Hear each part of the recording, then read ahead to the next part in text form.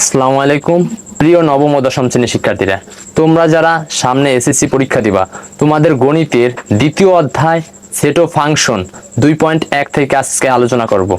তো আমাদের এই চ্যানেল থেকে তোমাদের জন্য গণিতের সম্পূর্ণ কোর্স ফ্রিতে নিয়ে আসতেছি।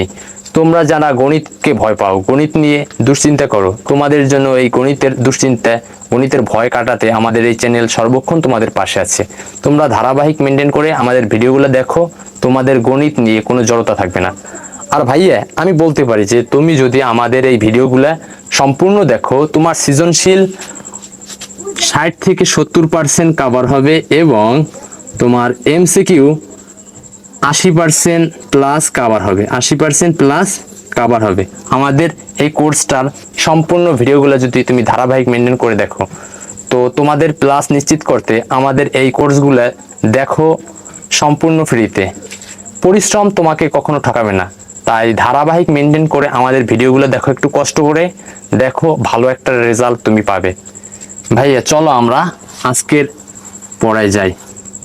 তো সেট ও ফাংশন নিয়ে আলোচনা করার আগে আমরা জেনে নিই যে সেট ও ফাংশন কোথা থেকে আসলো এবং কিভাবে আসলো।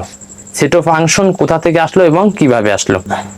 সেট শব্দটি আমাদের সুপরিচিত, যেমন ডিনার সেট, স্বাভাবিক সংখ্যার সেট, মূলদ সেট।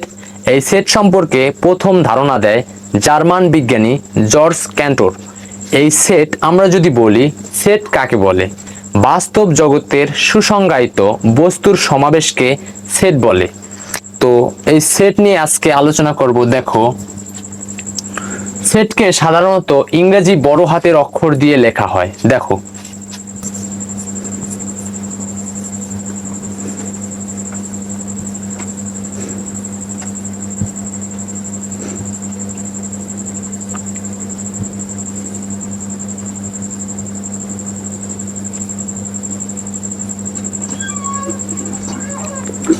এটা একটা সেট, এই সেটের মধ্যে যেগুলো আছে এগুলোকে বলা হয় উপাদান।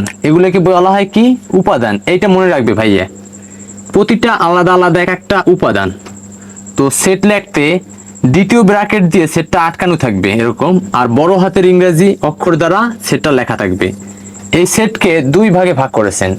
একটা হচ্ছে তালিকা পদ্ধতি,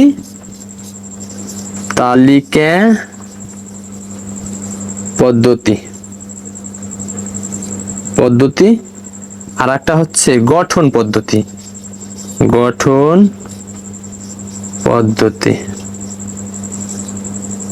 এটা মনে রাখবে, সেটকে দুই ভাগে ভাগ করেছে, একটা হচ্ছে তালিকা পদ্ধতি, একটা হচ্ছে গঠন পদ্ধতি।